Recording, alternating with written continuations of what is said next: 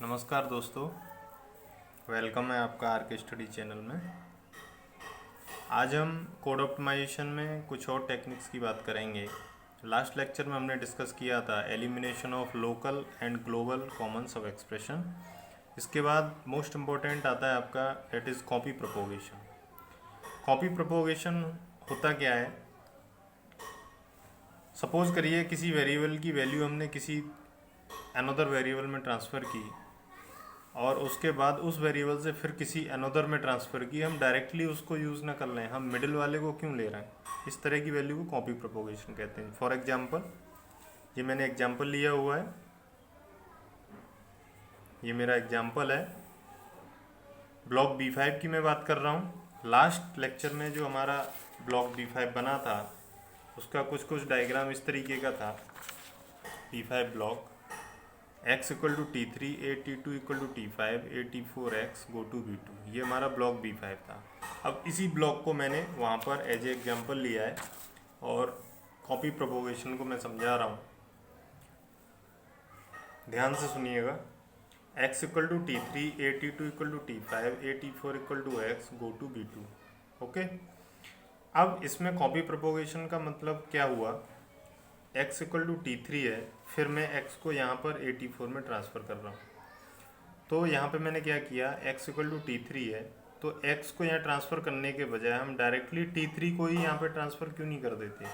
यदि हम ऐसा करते हैं तो ये मेरा कॉपी प्रोपोगेशन कहलाएगा। इस तरह के जो भी एलिमिनेशन होंगे ये ब्लॉक बाई ब्लॉक करना होता है। ये एक एक ब्लॉक आपको उठाना पड़ेगा और यदि उस ब्लॉक में इस तरह की सिचुएशन बनती है कि जहाँ कोई वैल्यू किसी अनदर में ट्रांसफ़र हो रही हो और फिर वो वैल्यू किसी और अनदर में ट्रांसफ़र हो रही हो, तो उस इंटरमीडिएट वाले को हम एलिमिनेट कर देते हैं, डायरेक्टली उससे वैल्यू उसमें ट्रांसफ़र हो जाएगी। जैसा कि यहाँ पे किया है, T3 को डायरेक्टली A T4 में ट्रांसफ़र कर दिया है। तो ये मेरा कॉपी प्रोपोगेशन एलिमिनेशन हो गया। इसके बाद आता है आपका dead code elimination. Dead code elimination की मैं बात करूँ तो डेड कोड एलिमिनेशन में आप देखेंगे डेड कोड एलिमिनेशन को समझने के लिए सबसे पहले आपको ये आना चाहिए कि what is dead code. Dead code basically is that variable whose value never used within the program और होल प्रोग्राम। पूरे के पूरे प्रोग्राम में उस वेरिएबल की वैल्यू कहीं भी यूज़ नहीं हुई है तो उस वेरिएबल की वैल्यू को मैं एलिमिनेट कर दूंगा, हटा दूंगा, डिलीट कर दूंगा, जिससे उसके मीनिंग पे कोई फ़र्क नहीं पड़ेगा, बट उसकी ओरिजिनलिटी पे कोई फ़र्क नहीं पड़ेगा, बट जो आपका अननेसेसरी का कोड है वो रिमूव हो जाएगा। यही हमारा मकसद होता है कोड ऑप्टिमाइजेशन में।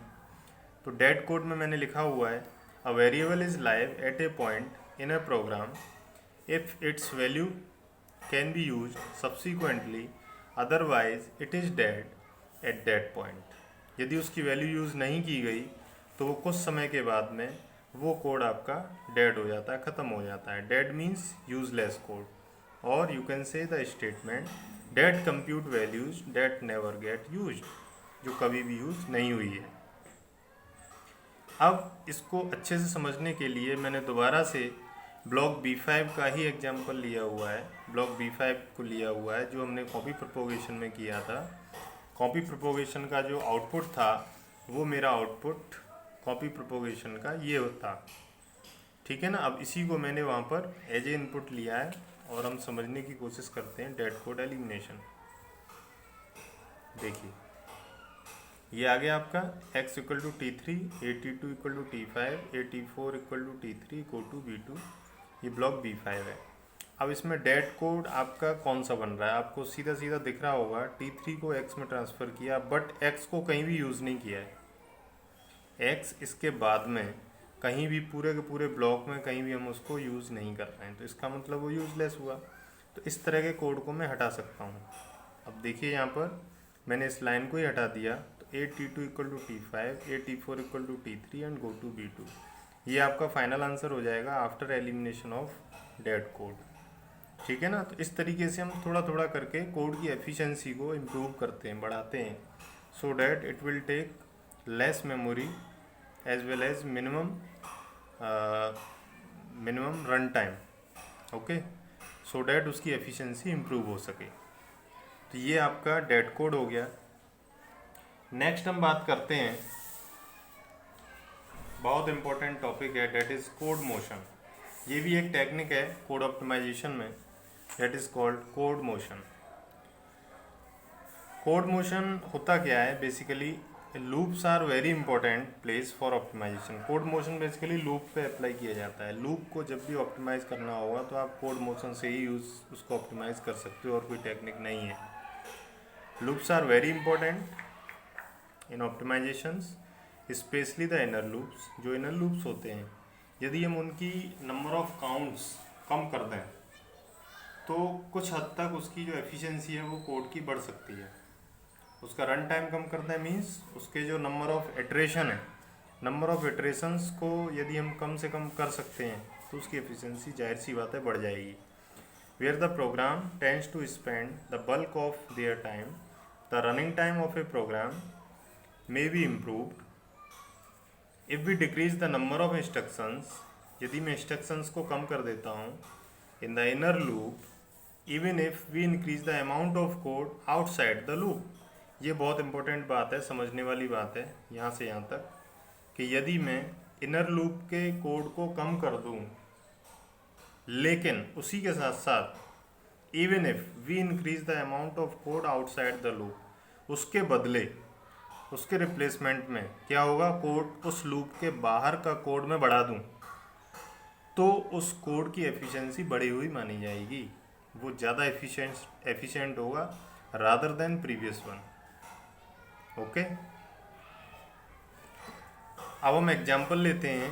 एक एग्जाम्पल है इसमें, evaluation of limit -2 is a loop invariant computation in the following while statement. Suppose करो एक वाइल कोड लिया मैंने, while I is less than equal to limit -2।